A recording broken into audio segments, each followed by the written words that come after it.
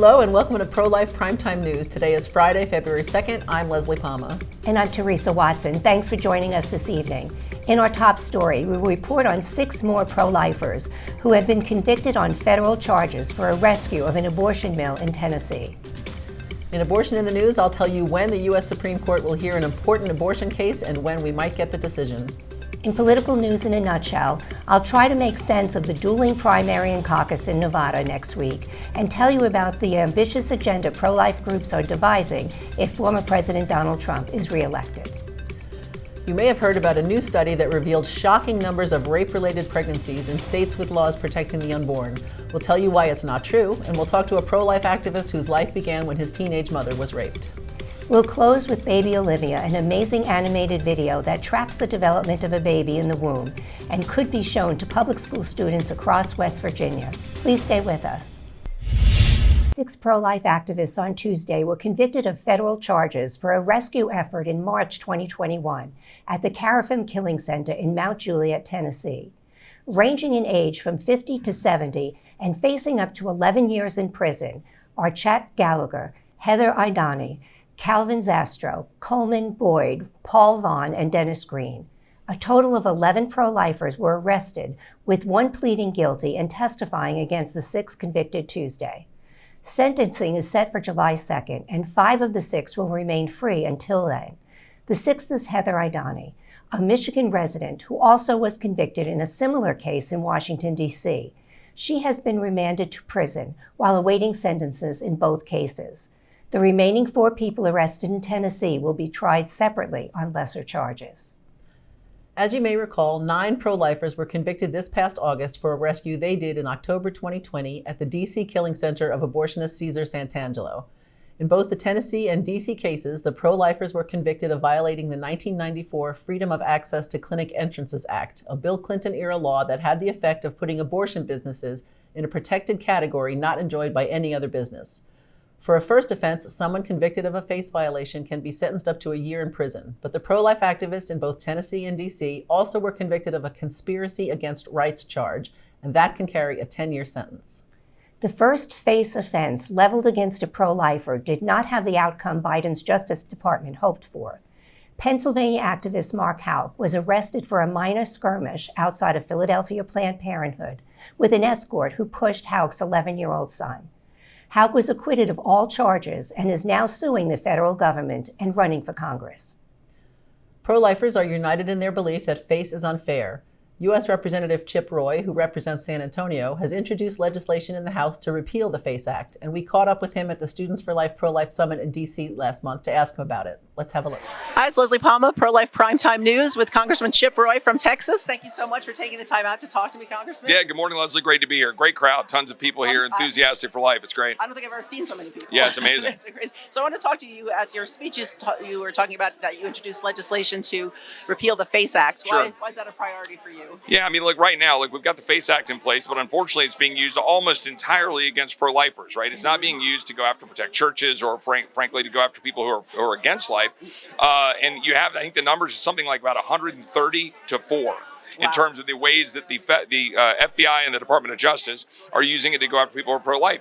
Infamously, we had the situation of Mark Houck, right, in Philadelphia, who was simply at a pro-life protest of an abortion clinic, but following the rules and whatnot, and somebody went after his son, and he pushed back, and there's kind of a skirmish.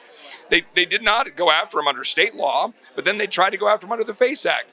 Good news is a jury threw it out, but this is what is wrong. It's being used abusively against life, so let's just repeal it. Why should it be in place? And importantly, why should we fund it? And that's my question for my Republican colleagues. Why are we giving money to the Department of Justice to continue to fund the abusive use of the FACE Act against pro-lifers? And do you have much support?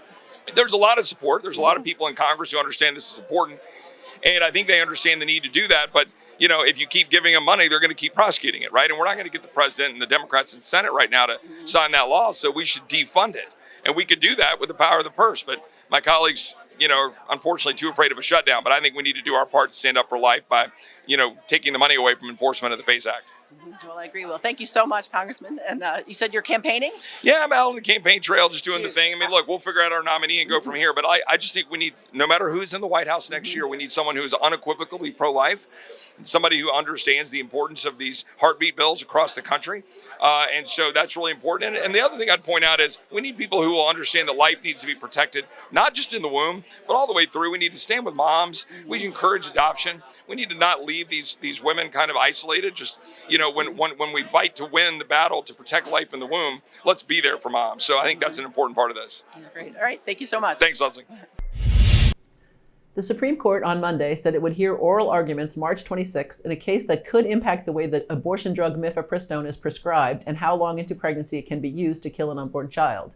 It's the first time since the court's June 2022 ruling overturning Roe v. Wade that the justices will weigh in on the abortion issue. A group of pro-life physicians and medical groups came together to form the Alliance for Hippocratic Medicine, and last year challenged the FDA's approval of mifepristone in 2000. The Fifth Circuit Court of Appeals said the challenge came too late, but it did rule that allowing the pill to be used later in pregnancy and distributed by mail could pose a danger to mothers. That's what the Supreme Court will be looking at in the case that's expected to be decided in late June. The Justice Department and Danco Laboratories, the manufacturer of mifepristone, have submitted a brief in the case urging the Supreme Court to reverse the Fifth Circuit's ruling on safety measures because it, quote, threatens to destabilize the pharmaceutical industry. Also, 22 rabidly pro-abortion governors who came together to form the Reproductive Freedom Alliance are calling on the High Court to preserve widespread access to the drug. Priests for Life is among the pro-life groups that will be filing an amicus brief in support of the Fifth Circuit decision. Another abortion case could wind up before the court. Liberty Counsel has filed a brief asking the justices to review Riley versus City of Harrisburg, where a buffer zone law restricts pro-life speech but no other speech outside a Planned Parenthood killing center in the Pennsylvania capital. When President Biden delivers his State of the Union address on March 7th, a woman who aborted her disabled baby will be seated next to First Lady Jill Biden. Kate Cox and the daughter she named Chloe became international news after the Dallas area mother said she was not able to have an abortion in Texas even after her daughter was diagnosed with trisomy 18, an often fatal disorder that causes medical complications for those who do survive. Texas protects most babies from abortion unless the pregnancy threatens the mother's life. Cox ultimately was able to end the baby's life in New Mexico, which has no restrictions on abortion. Biden and Vice President Harris have made restoring abortion across the nation the centerpiece of their re-election campaign. The Wisconsin Assembly last week approved a bill that would protect babies from abortion at 14 weeks, except in cases of rape, incest, or protect the health or life of the mother. If the bill becomes law, it would then go before the voters in an April referendum. But Democratic Governor Tony Evers said that if the Senate passes the bill, he would veto it before state residents have a chance to decide for themselves. In 2022, 14% of abortions in Wisconsin were performed between weeks 13 and 20. Pennsylvania residents could one day be forced to pay for other people's abortions with their tax dollars after the state Supreme Court this week ordered a lower court to reconsider a law that bars the use of Medicaid funds to kill the unborn. While Planned Parenthood hailed the ruling as a victory for reproductive freedom, Maria Gallagher of the Pennsylvania Pro-Life Federation said the women of the Commonwealth and their babies need comprehensive care and support, not a blank check for taxpayer-funded abortions. France seems to be a nation of two minds when it comes to babies. In an effort to reverse the country's declining birth rate, President Emmanuel Macron announced a plan that includes offering free fertility tests to 25-year-olds as part of their medical checkups. But meanwhile, the French National Assembly passed a bill that would make the country the first one in the world to enshrine abortion rights in its national constitution. The bill still must be passed by the Senate and the French Congress, a special body consisting of both chambers. Abortion activists are hoping the bill is passed in time for International Women's Day on March 8th. And finally, Catholic University psychology professor Melissa Goldberg has been fired after inviting an abortion doula into the classroom to discuss how she coaches women through abortions and helps, quote, pregnant men get ready to deliver their babies. For the record, those are biological females who like to pretend they are men, but for some reason still want to give birth. In a statement to the Daily Signal, the college said it was appalled to learn about reports regarding this guest speaker. It does not reflect our mission and values as a university that is committed to upholding the dignity of life at all stages. And that's Abortion in the News. Former President Donald Trump and former UN Ambassador Nikki Haley, the last remaining major 2024 GOP presidential contenders, will both be competing for votes in Nevada next week, but they will not be on the same ballot. They won't even be competing on the same day. Instead, Haley will be on the Tuesday, February 6th primary ballot, and Trump, coming off of victories in Iowa and New Hampshire, will be up for consideration by Republican caucus goers 2 days later. The two contests are a product of a new state law requiring primary presidential elections and the insistence of the state GOP to continue holding caucuses as they have since the 1980s. At stake in the party-run caucuses, where Trump will only face the largely unknown Texas businessman and pastor Ryan Binkley, are 26 delegates to the Republican National Convention. For Haley, a victory in the state-run primary over 4 other largely unknown Quixotic candidates would simply be a matter of bragging rights as she works to build momentum ahead of South Carolina's primary later in February. South Carolina Senator Tim Scott and former Vice President Mike Pence, who have since dropped out of the race, will remain on the ballot. Pro-life groups are crafting a sweeping agenda for former President Donald Trump to implement if he returns to the White House. Nearly 100 pro-life and conservative groups are eyeing ways the former president, if elected, can use the federal government, including the Federal Trade Commission and the U.S. Postal Service, to restrict abortion access.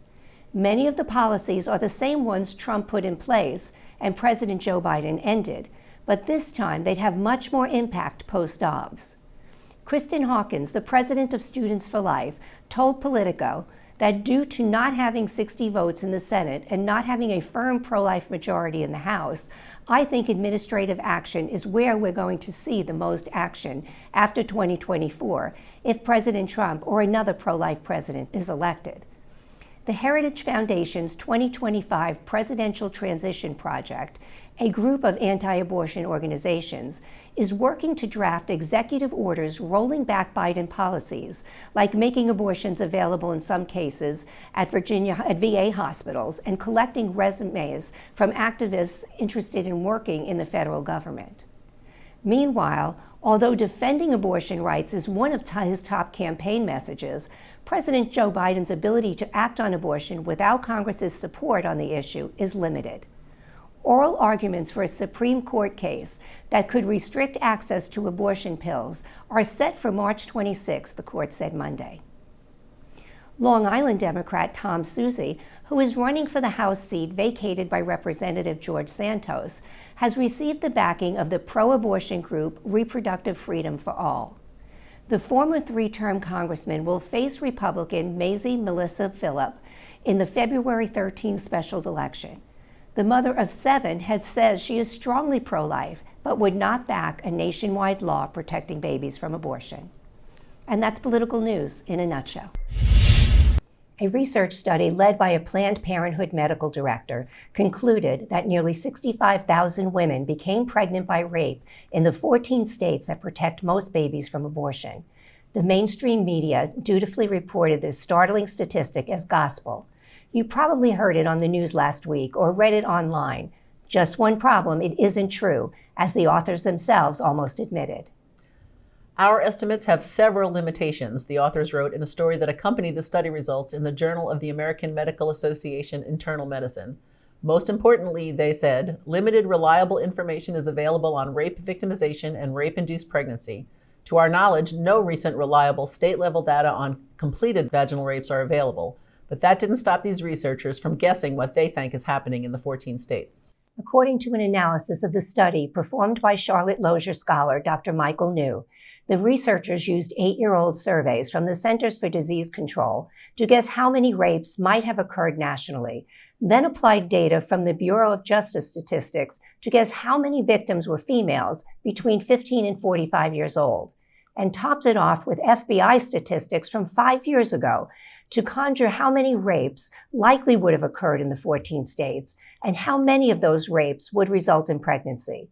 They came up with 2 horrifying numbers: 519,981 rapes in the 14 states, resulting in 64,565 pregnancies. In a story for National Review, New wrote, "To call those figures an exaggeration would be an understatement. The article is frankly one of the worst and most misleading pieces of advocacy research that I have ever encountered in my years as social scientist." Numerous studies in the last 25 years have come to similar conclusions, which is that about 32,000 pregnancies in the U.S. each year are conceived in rape. So it is very unlikely that there is anywhere near 65,000 such pregnancies in the 14 states, some of which are among the least populated regions of the country. And if there are 520,000 rapes in those states, that to me seems like the story. The Rape, Abuse, and Incest National Network estimates there are 463,634 instances of rape of those 12 and older each year. The abortion study just doesn't add up. Most of the outlets reporting the fake news failed to include the fact that the lead researcher was Samuel Dickman, an abortionist who is the medical director for Planned Parenthood of Montana and a plaintiff in several lawsuits challenging Montana abortion laws. Many of the researchers, including Dickman, received fees from pro-abortion foundations while the study was ongoing. Rape is a violent act that can, of course, lead to pregnancy, but the study seems to suggest that abortion is the cure. It's not. It will not erase the rape. And we know that about half of the women impregnated by rape choose not to punish their innocent children for the sins of their fathers. Tonight, we've invited one of those children conceived in rape to join us to tell us his story. Mark Repke is a pro-life activist we work with every year at the March for Life. Welcome to the show, Mark. Thank you for having me. I appreciate it. So, Mark, your birth mom was very young when she was raped and you were conceived. Can you tell us what you know about her and about the family that adopted you? So I'm very lucky that I've known my birth mother for now over half of my life. I met her when I was 19 years old, and so I've had a relationship with her and her children since then. She was just a little over 2 months into being 14 years old when she went to a 4th of July party in Jefferson, South Dakota, with a cousin of hers, and unfortunately became a victim of rape at that party. And 9 months later, I was born. She kept me and never really had a thought of anything else, as she's told me. And so from that aspect, I think that I was very lucky that I was conceived by someone who had a valuation on life, and that chose to keep me because she didn't have to. Even though it was still illegal to abort me, there were definitely options for her to do that. So when did you then become involved in the pro-life movement, and tell us about your activism? Well, this is kind of an interesting thing. You asked me about my family as well. So in the family that I was adopted into, there are 4 adopted children, 4 store-boughts and 3 homegrowns. So we had a kind of a combination there, and we always had a very strong valuation on life. And when people ask me when I got involved in the pro-life movement, I think it comes back to one incident in my childhood. When I was in 1st grade, I got in trouble for writing a word on the blackboard that somebody told me to write, and I didn't know what it meant, so I proved that I could spell it, and I got in trouble. So my dad said, if you ever have a word that you don't know what it means, you can come to me and ask. Well, one day, riding on the school bus in the 70s, I heard the word abortion being tossed around by some of the high school students, and I didn't know what that word meant. So I went home and I asked my dad what that meant. And at that point, I don't think we'd had any natural born children in our family. It was just adopted children. So as my dad explained to me that there were people that killed their children because they didn't want them, that was such a foreign concept to me. I mean, I grew up on a farm where if a cow went into labor at 3 o'clock in the morning, you went out to the barn at 3 o'clock in the morning and you helped that cow birth that calf, and you went and you helped the hogs birth their pigs, and you valued every life because, well, one, it was your livelihood, but also there was a valuation on life. So that night, I barely slept a wink. I just remember the next day in school just being absolutely exhausted, both mentally and physically.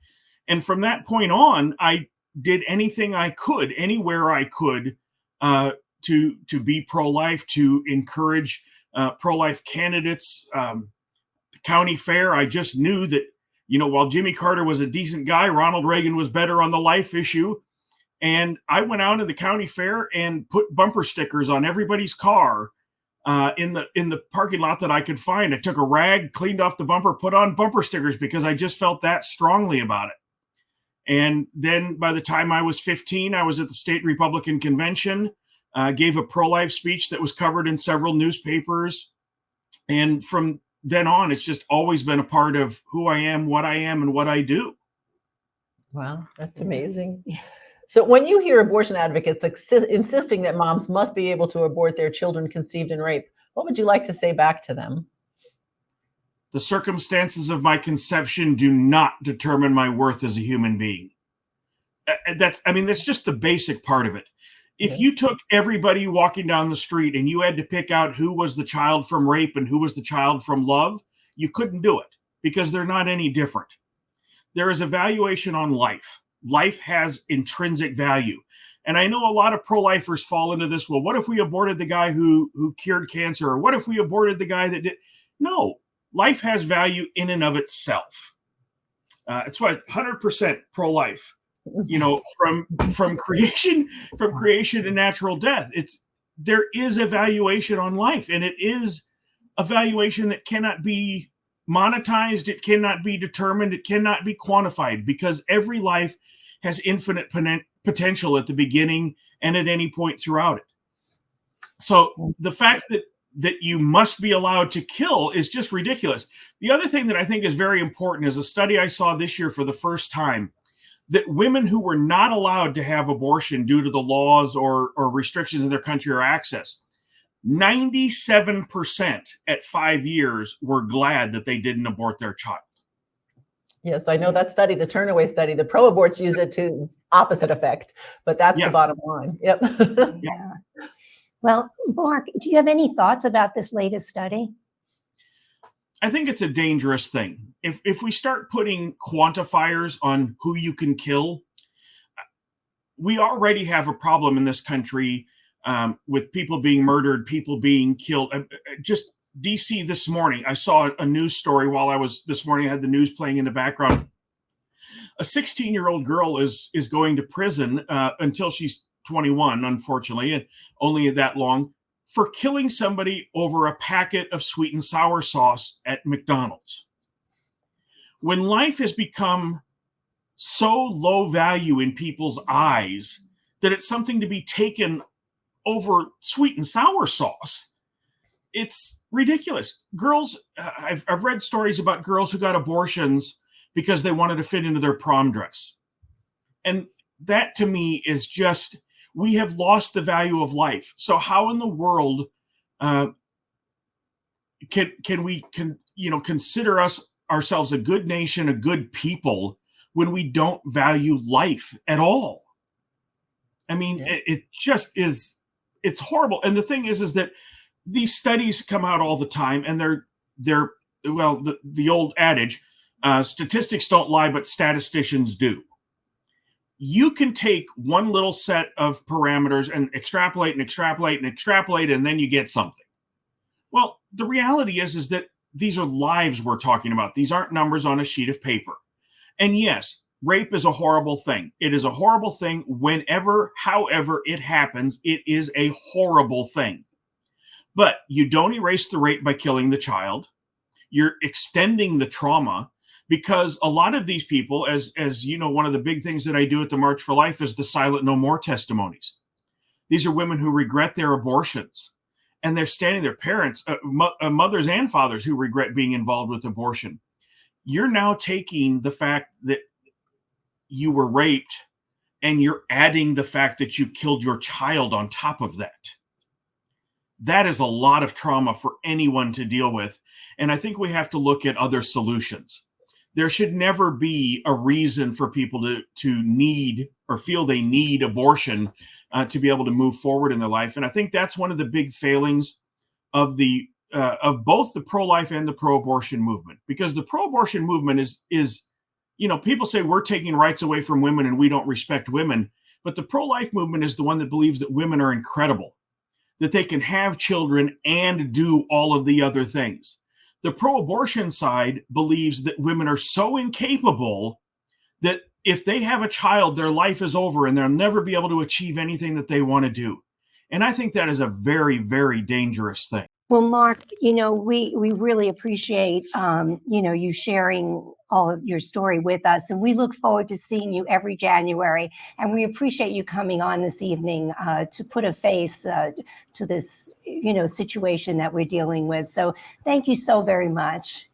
Well, thank you so much for having me, and thank you so much for the excellent work that you all do. I mean, it's not easy to come up with content on a regular basis, to have these shows and to do these things. So I really appreciate people that do this, and I am always thrilled to be able to be a part of it. All right. Thanks, Mark. Good night. Good night. Thank you. A new bill in the West Virginia legislature would help kids understand that human life begins at conception.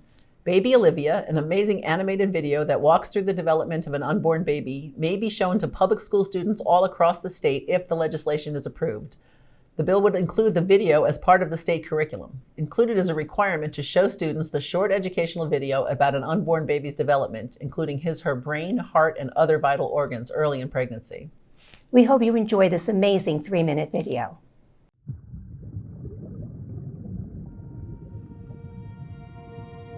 This is Olivia. Though she has yet to greet the outside world, she has already completed an amazing journey.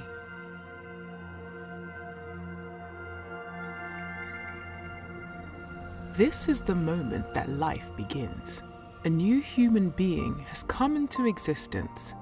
At fertilization, her gender, ethnicity, hair color, eye color, and countless traits are already determined. She begins to implant in the uterus about 1 week after fertilization. Her cells organize into what we call an embryo. At 3 weeks and 1 day, just 22 days after fertilization, Olivia's heartbeat can be detected.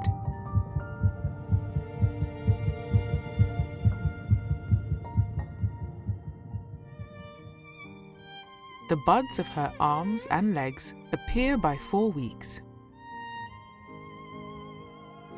She begins to move between 5 and 6 weeks with both spontaneous and reflexive movements. At 6 weeks from fertilization, her brain activity can be recorded and bone formation begins. She can bring her hands together at 7.5 weeks, and separate fingers and toes emerge. She can also begin to hiccup.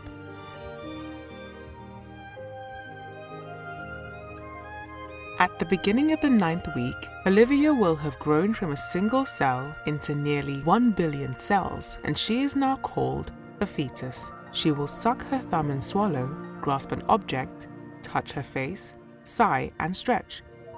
At 11 weeks, she is playing in the womb, moving her body and exploring her environment. Her taste bud cells have matured by week 12 but are still scattered throughout her mouth. Her mother will first sense Olivia's movements between 14 and 18 weeks, an event called quickening. Beginning at 18 weeks, ultrasounds show speaking movements in her voice box. Around 20 weeks, with a lot of help, babies have survived outside the womb. At 27 weeks, her eyes are responding to light. She can recognize her parents' voices and will even recognize lullabies and stories. Olivia has gone on an amazing journey during these last 9 months. She will soon signal to her mother that it is time for delivery and greet the outside world.